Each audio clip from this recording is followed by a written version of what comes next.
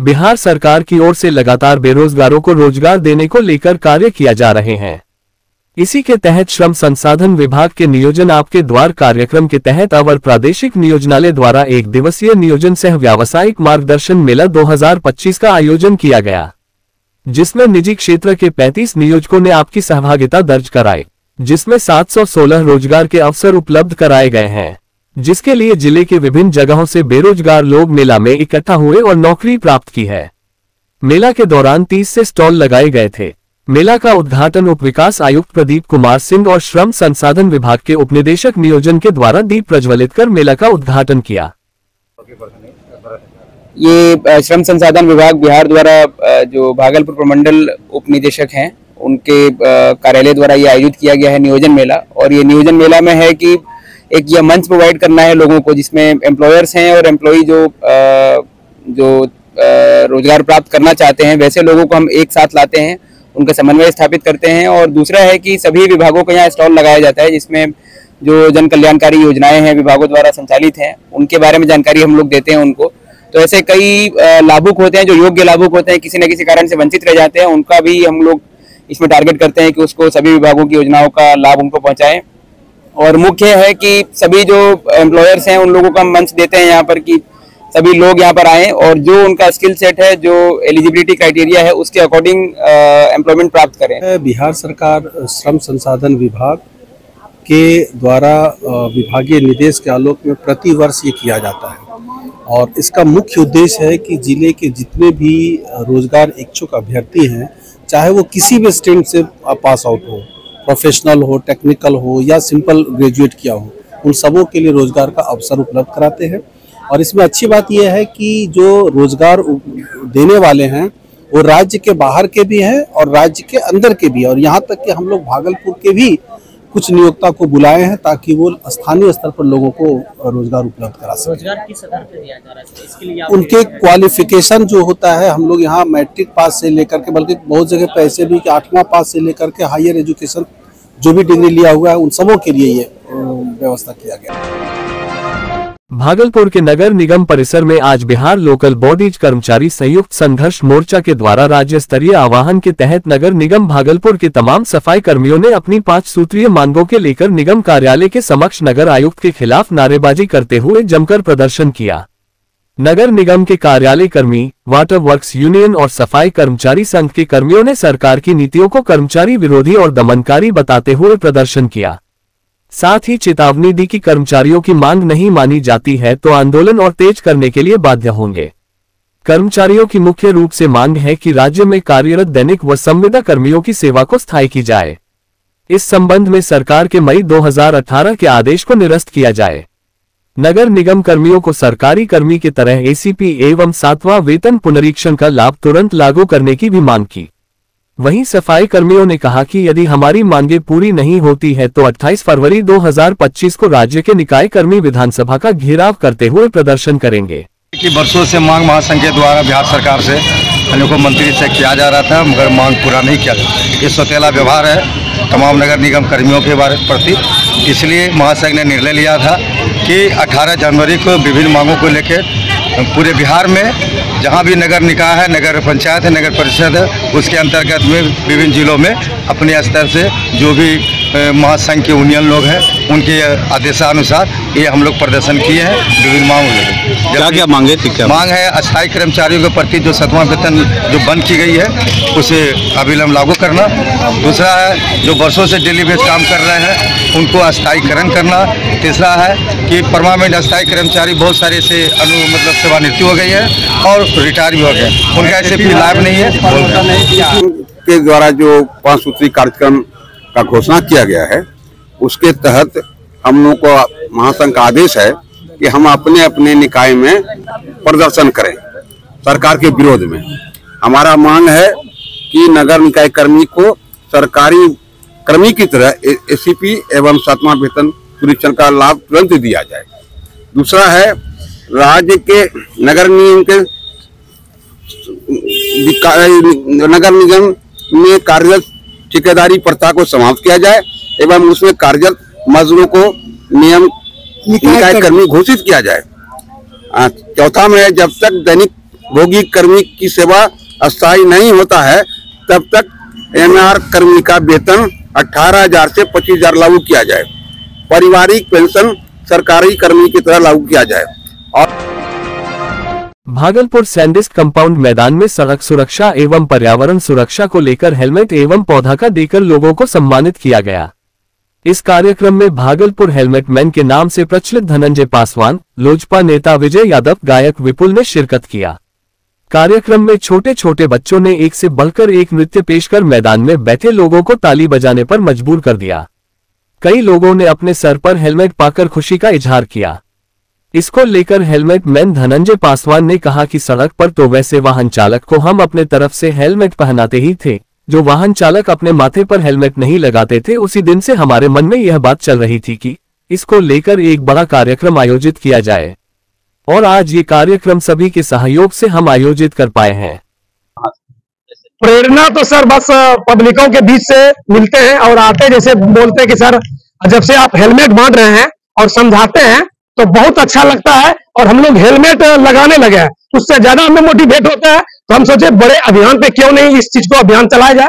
तो मैं बस 1 तारीख से दिमाग में रखे थे कि भाई 1/1/2025 से हेलमेट लगाने का अभियान फुल्ली होना चाहिए। तो मैं आज ये अभियान रखे हैं।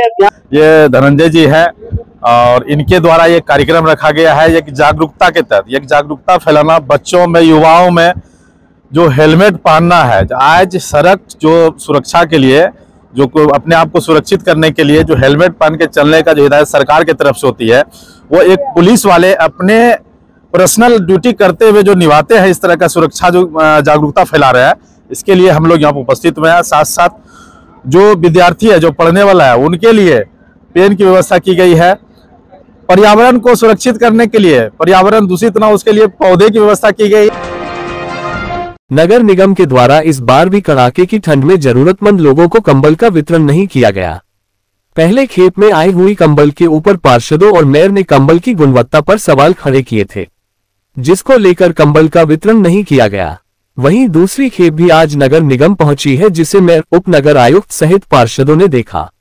वहीं मेयर ने पार्षदों से पूछा है कि यह कंबल वितरण किया जा सकता है या नहीं, इस पर विचार करते हुए जल्द से जल्द इस पर फैसला ले। अब देखने वाली बात होगी कि इस बार भी ठंड में जरूरतमंदों को कंबल मिल पाती है या नहीं। कैंप बिहार द्वारा लोकनायक कर्पूरी ठाकुर की जीवनी पर आधारित एक संगोष्ठी का आयोजन किया गया। संगोष्ठी में मुख्य वक्ता के रूप में लेखक व वरिष्ठ पत्रकार संतोष सिंह मुख्य अतिथि के तौर पर हिस्सा लिया। संगोष्ठी के माध्यम से कर्पूरी ठाकुर के पूरे जीवन काल पर विस्तार से चर्चा की गई। कर्पूरी कैसे जननायक बने और वर्तमान समय में भी कर्पूरी कितने प्रासंगिक है, लोगों को बताया गया। कार्यक्रम में कैंप बिहार के संयोजिका डॉक्टर प्रीति शेखर, डॉक्टर मृणाल शेखर सहित शहर के सैकड़ों बुद्धिजीवी वर्ग के लोग शामिल हुए। आज का कार्यक्रम जननायक कर्पूरी ठाकुर जी के व्यक्तित्व पर, जो उनका पूरा जो समरस जो वो समाज की कल्पना किए थे, उस चीज को लेकर एक संगोष्ठी का आयोजन था, जिसका विषय था समरसता एवं सामंजस्य की पुरोधा जननायक कर्पूरी ठाकुर। और इस कार्यक्रम में मुख्य रूप से जो मुख्य वक्ता के रूप में आए थे, जिन्होंने कर्पूरी जी के जीवन के ऊपर बहुत अच्छी किताब उन्होंने लिखी है, आदरणीय संतोष सिंह जी, जो इंडियन एक्सप्रेस के वो रिपोर्टर भी हैं, बहुत अच्छे लेखक भी हैं। उन्होंने the Jannayak Karpoori Thakur voice of the voiceless किताब को उन्होंने लिखा है। मुख्य वक्ता के रूप में उनका हम सब लोगों को उद्बोधन प्राप्त हुआ। जननायक ये किताब, जिसे कि जननायक, इसका नाम भी है वॉइस ऑफ वॉइसलेस, और इसका जल्दी हिंदी संस्करण भी आ जाएगा। इस किताब में कर्पूरी ठाकुर की पूरी जीवन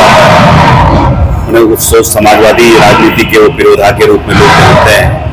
आरक्षण के पीछे, आरक्षण लाने के पहले उसकी क्या कहानी थी, और एक तरफा जो चर्चा होती है अंग्रेजी जो हटाओ के बारे में रहता है, क्यों हटाया, कर्पूरी डिवीजन था, उसका सच क्या था, और कैसे जितने भी प्रयोग नीतीश कुमार आज के डेट में कर रहे हैं, चाहे वो स्कूल के फी हटाने की बात कर रहे हो, चाहे ओल्ड एज पेंशन की बात कर रहे हो, और या फिर पंचायती राज सिस्टम को सुदृढ़ करने की बात, सब कर्पूरी ठाकुर के नर्सरी से आया। आज की तारीख में लोगों के लिए आसान जरूर हुआ है, लेकिन अज्ञानता और भोलेपन की वजह से लोग शिकार भी हो रहे हैं। पढ़े लिखे लोग फर्जीवाड़ा का शिकार बनाते जा रहे हैं। वहीं फर्जीवाड़ा की एक घटना भागलपुर में देखने को मिली है, जहां 100 से अधिक भोली भाली महिलाओं व लोगों का फर्जी तरीके से बायोमेट्रिक फिंगरप्रिंट लेकर उनके खाता से रुपयों की निकासी कर ली गई। 100 से ज्यादा खाता से 40 लाख रुपए से अधिक का फर्जीवाड़ा हुआ है। मामला नवगछिया पुलिस जिला के खरीक थाना क्षेत्र अंतर्गत चोरहर गांव का है। जनहा बैंक ऑफ बड़ौदा के ग्राहक सेवा केंद्र के जरिए लोगों ने पाई जोड़कर खाते में पैसे जमा किया था। पिछले कई दिनों से खाता धारकों के खातों से सीएसपी संचालक प्रवीण कुमार मेहता अपने पत्नी और परिवार के लोगों के साथ मिलकर फर्जी तरीके से बायोमेट्रिक फिंगरप्रिंट लेकर अवैध तरीके से कुल 40 लाख रुपये निकासी की गई है। इधर खाताधारकों को इसकी भनक तब लगी जब वह पासबुक अपडेट कराने को गए तो किसी के खाता में सिर्फ 500 तो किसी में 1000 तो किसी के खाते में 200 रुपये ही दिखा। पीड़ितों ने इसकी सूचना थाना पहुंचकर पुलिस को दी। पुलिस ने जल्द सीएसपी संचालक को गिरफ्तार करने का आश्वासन दिया है। ग्राहक सेवा केंद्र टिन के बने घर में संचालित था, जहां खरीक के चोरहर, भवनपुरा, राघोपुर, रतनपुरा, कहारपुर, मेरचा समेत 1.5 दर्जन गांव के लोगों का खाता था। इधर पीड़ितों का कहना है कि जो हुआ है वह बैंक कर्मियों के मिलीभगत से हुआ है। जब भी पासबुक अपडेट करवाने जाते थे किसी न किसी बहाने से बैंक से निकाल दिया जाता था। काफी मेहनत से पैसे जमा करके रखे थे प्रवीण मेहता लेकर फरार हो गया।